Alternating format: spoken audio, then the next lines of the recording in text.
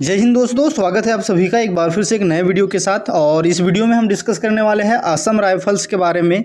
Full details में यहाँ पर हम देखेंगे असम राइफल्स क्या होता है, ठीक है, इसके बारे में। और अभी आपका असम राइफल्स की नई वैकेंसी का नोटिफिकेशन भी जो है जारी हो चुका है। तो असम राइफल्स में अगर आप जाना चाहते हैं तो असम राइफल्स के बारे में आप लोगों को पूरी जानकारी होनी चाहिए। तो यहाँ पर हम बात करेंगे कि असम राइफल्स की नौकरी कैसी है, ठीक है, इसके लिए क्या योग्यता चाहिए होती है, क्या इसका सिलेबस होता है, आयु सीमा इसमें क्या रहती है, परीक्षा में क्या पूछा जाता है, किस तरीके से सिलेक्शन प्रोसेस रहता है ना, फिजिकल के बारे में भी जानेंगे और सैलरी के बारे में भी यहाँ पर हम जानेंगे। और यहाँ पर वर्क प्रोफाइल के बारे में भी हम देखने वाले हैं। 2023-24 में अगर आप असम राइफल ज्वाइन करना चाहते हैं तो आप लोगों के लिए काफ़ी अच्छा मौका है। लगातार असम राइफल्स की जो है वैकेंसी आते रहती है। तो यहाँ पर देखते हैं असम राइफल्स के बारे में पूरी डिटेल्स। देखिए, असम राइफल्स की बात करें तो असम राइफल में जो है अधिकतर जो वैकेंसी है वो एसएससी के थ्रू जो है भरी जाती है, जैसे कि एसएससी जीडी में। लेकिन असम राइफल जो है आप लोगों के अलग से टेक्निकल ट्रेडमेंट्स के पदों पर भी जो है यहाँ पर वैकेंसी निकालता है। याद रखिएगा, असम राइफल में टेक्निकल और ट्रेडमेंट्स के पदों पर जो है जो भर्ती असम राइफल कराता है वो भी यहाँ पर भर्ती। और हाल ही में अभी एक नोटिफिकेशन जो है इसका जारी किया गया है। यहाँ पर अगर हम बात करते हैं इसकी आयु सीमा की तो 18 से लेकर 23 साल इसकी आयु सीमा रहती है। और इसमें आप लोगों को जो ओबीसी कैंडिडेट है उनको 3 साल और एसटी कैंडिडेट को जो है यहाँ पर 5 साल की छूट यहाँ पर दी जाती है, ठीक है। अभी जो वैकेंसी आएगी उसमें भी इसी तरीके से आप लोगों को एज काउंट जो है यहाँ पर रहने वाली है। बात आती है एज कब से काउंट की जाती है, तो देखिए वो नोटिफिकेशन जब आता है उस अकॉर्डिंग जो है वो तय होता है कि एज कब से काउंट करनी है। लेकिन ये आपकी एज लिमिट जो है तय हो गई है।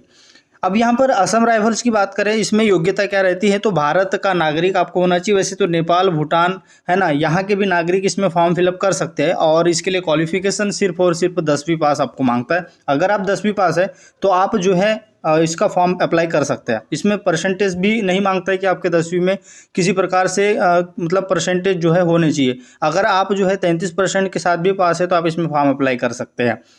बात करें चयन प्रक्रिया किस तरीके से होती है, तो देखिए सबसे पहले यहाँ पर आप लोगों का जो है लिखित परीक्षा होती है। अगर ये वैकेंसी जो है या फिर ये भर्ती एसएससी जीडी के थ्रू होती है, ठीक है, एसएससी जीडी के थ्रू होती है तो आप लोगों का सबसे पहले जो है एग्ज़ाम होता है, ठीक है, एग्ज़ाम यहाँ पर होता है। उसके बाद आप लोगों का जो है फिजिकल होता है, ठीक है, उसके बाद आप लोगों का मेडिकल होता है। ये प्रोसेस होता है आप लोगों का। लेकिन अगर टेक्निकल और ट्रेडमेंट्स पदों पर अगर असम राइफल ही स्वयं भर्ती करवाता है तो इसमें ये चयन प्रक्रिया बदल जाती है। इसमें सबसे पहले आपका लिखित परीक्षा होती है, सॉरी फिजिकल होता है। उसके बाद जो है 10 गुना स्टूडेंट या फिर 7 गुना स्टूडेंट्स को जो है वो बुलाता है ट्रेड में जितने भी वैकेंसी उसके अनुसार। उसके बाद फिर लिखित परीक्षा होती है और बाकी का प्रोसेस होता है, ठीक है। तो अगर ये एसएससी के थ्रू वैकेंसी हो रही है तो प्रोसेस सबसे पहले आप लोगों की लिखित परीक्षा होती है। और अगर असम राइफल ही इस भर्ती को कंडक्ट करवा रहा है, ठीक है, तो ये फिर प्रक्रिया जो है थोड़ी सी चेंज हो जाती है, जिसमें फिजिकल पहले लिया जाता है।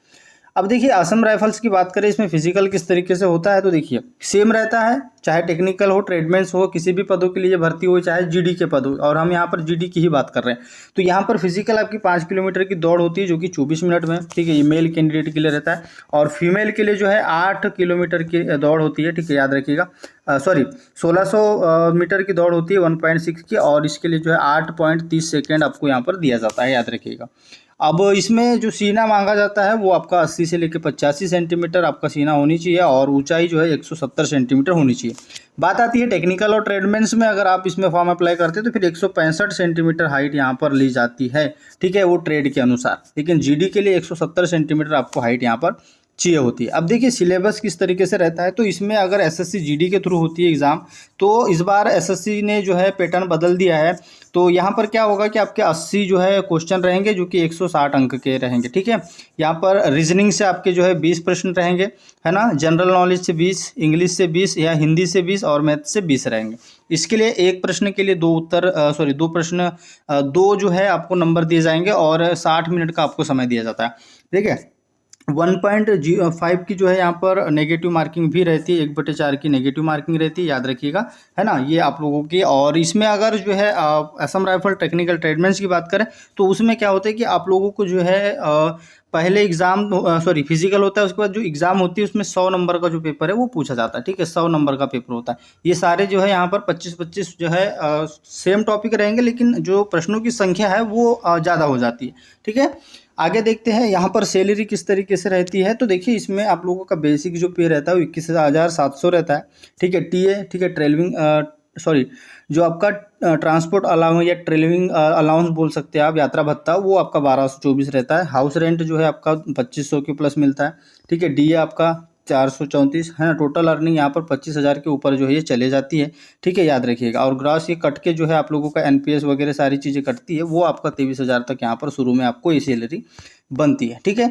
ये तो डिटेल्स हो गई असम राइफल्स के बारे में, मैंने सारी जानकारी आप लोगों को बता दी। अब यहाँ पर देखिए किस तरीके का जॉब प्रोफाइल रहता है। तो देखिए यहाँ पर असम राइफल की बात करें तो ये अर्धसैनिक बल है, जो कि असम राइफल जो है मुख्य रूप भूमिका जो है पूर्वोत्तर क्षेत्र में आंतरिक सुरक्षा बनाए रखना एवं भारत म्यांमार की सीमा की सुरक्षा है। जो पूर्वोत्तर के राज्य हैं उनमें जो है आंतरिक सुरक्षा बनाए रखना असम राइफल्स का काम है मुख्य रूप से।